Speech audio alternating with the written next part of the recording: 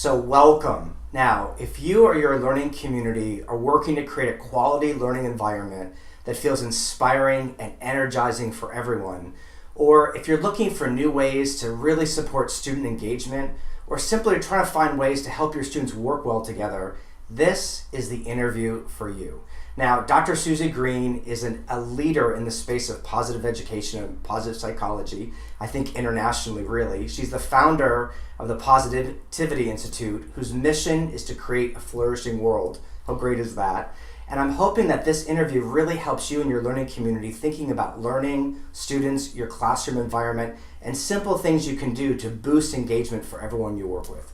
You're here, thank you. Okay. So Suzy, what are the emotions that are so important to learning that we talk about? We're working at Unleash Learning. What are the emotions we should be thinking about? Well, today we're going to be talking about positive emotions primarily, but it's really important to remember that all emotions are important. And as psychologists, we have, however, focused on the so-called negative emotions, and most of the research out of positive psychology is on the benefit of positive emotions like joy, inspiration, gratitude, hopefulness. All of those emotions, as you would agree, are absolutely crucial to a learning environment. But that's not to say emotions like fear, anger or sadness aren't important, because we need to have an appropriate sense of caution around approaching challenges. And I think I'm thinking more about learning outside of the classroom, perhaps in outdoor education environments.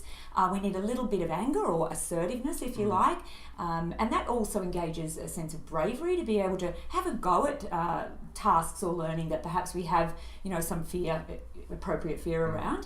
And we also need to be able to feel disappointment when perhaps we didn't get the marks that we wanted, or that we're sad with our results. So you remind me, because in Unleash Learning we talk about the banking model and that it's not just in our head. Like learning happens full body, and so what you're saying is we need all the emotions. Exactly. But why specifically? You talk about positive emotions a lot for learning. So what do positive emotions? What do they do to learning specifically? Yeah, an awful lot. And I think most of us intuitively know that when we're in a good mood, that we see more options, we're more creative, and there's a significant body of research starting in the 70s, which is now, it's really reached a critical mass. So you can't argue with the research. So we know that when people are experiencing more positivity, positive emotions, they're more creative. Their visual perception broadens. They actually see more in the environment, which means they see more opportunities, more options.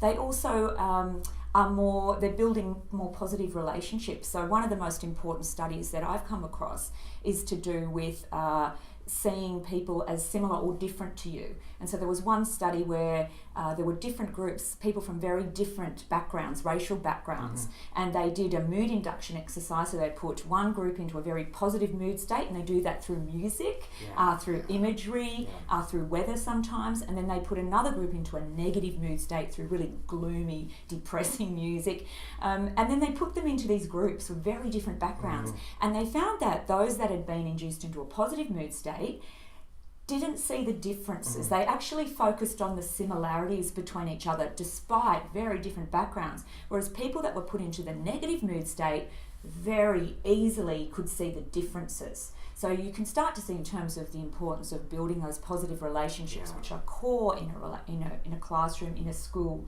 generally, just how important positivity is. It's funny because what you're saying is we talk about collaboration and Unleash Learning and how people work together and how to build community. And what you're saying to us, and we've talked about this forever, the emotional state will help prime that. So as a teacher, I'm not doing everything. I'm creating the conditions for that. That's right. So how can we, as teachers in our classroom, I love the word prime it. Yes. How can we prime our classrooms for more positivity, positive emotions? Definitely. And I think there's two sides to this. So one is, which we've spent quite a lot of time talking about, is priming the environment. And again, there's lots of research on the impact of priming, which basically means setting up an environment so it primes for positive emotions. So lighting, the furniture, there's a lot of research on the impact of having plants, indoor plants. Yes. We know that students, this is one specific study that had a view of nature or greenery outside, had significantly high levels of academic achievement results compared to kids that didn't have a view. But please don't be concerned if you don't have a view of nature. nature. Some of the research has also shown just images, beautiful big pictures of flowers and greenery also seems to prime us for this positivity, which is fabulous. So there's that environmental component, but there's also who you are. There it is. As the teacher or as the student? As the and well, we know now from research that teacher wellbeing impacts student wellbeing. Most of us have known this. And there is this contagion effect. So I think, my concern is sometimes teachers feel so pressured. Does that mean I'm going to have to be happy and positive all the time? No, we're not saying you're superhuman. But there is, I guess, a need to invest in your self-care, to learn about the science of wellbeing. What can you do to buffer and boost your wellbeing, knowing that it is going to affect learning outcomes? We talk about this all the time. Parker Palmer says we teach who we are. And so if we want to really unleash learning, who we are matters, and that's why we spend so much time at Unleash Learning doing that. Definitely. And what I love what you're talking about is the way I create that classroom helps create this situation that this stuff can happen. That's right. We're just about out of time, but this is my major question.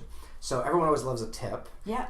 What are one or two of your favorite tips that you love that really help create some more positivity in the classroom? And let me just say how much we need more positivity right now. So what are those ones that are not going to burn out the teacher that you think will just help give us a boost? There's so many, William. Yeah. But my favourite one is strengths, and in particular character strengths. For those that are interested, you can go to the VIA Institute and take a free assessment if you like. But lots of schools here in Australia are actually implementing this approach. So it allows you as the educator and also the students to view each other through the lens of strengths, character strengths. And it's particularly important if you do have a challenging relationship with a student or peer-to-peer. Once you introduce the language and give them a vocabulary around character strengths like bravery and kindness and leadership, you're able to then articulate that, and we call it strength spotting. You're actually able to name it and say, wow, that strength of a kindness when you shared your lunch with Jane, who didn't bring her lunch today, can be really important. It's also a great way to look at potential weaknesses, if you like, because sometimes we find it's a strength that's overplayed. So you might have a child in your class that's really, really curious, which is great for learning, but sometimes they just ask so many questions and it might be inappropriate. We've all been there. We've all been there. But rather than sort of making them feel bad for that, you can talk to them through the lens of strengths and say, wow, that's an amazing strength. But in this situation, we're going to need to maybe wind it down a little bit and maybe wind up another strength. So it's a really great way to give feedback. And what a great thing for students to hear about what their strengths are, because so much of schooling is like, you didn't do this, you didn't that, and it's helping them just really thrive as people. And what does that do for learning? And also for the educators, for often for the first time in their lives, they can look at themselves and see strengths that perhaps they didn't even realise they had. I'll put a link to the VIA on this. So we've got a question for you. Thank you a million. And our question for you is, what do you do, or what does your learning community do or is doing to really boost positive emotions in either the classroom at your school? And so the best conversations we have are in the comments, so please add your comments and Susan and I will take a look and even respond. While you're there, if you haven't gotten the Ultimate Classroom Setup Guide, we're talking about the classroom, and it's a free ebook you can use. It's really scientifically proven for many of the things you're talking about here. So check that out. So Suzy, thank you. Thank you. I love what you do. To everyone, thank you. We are cheering you on, and we'll see you next time. Bye.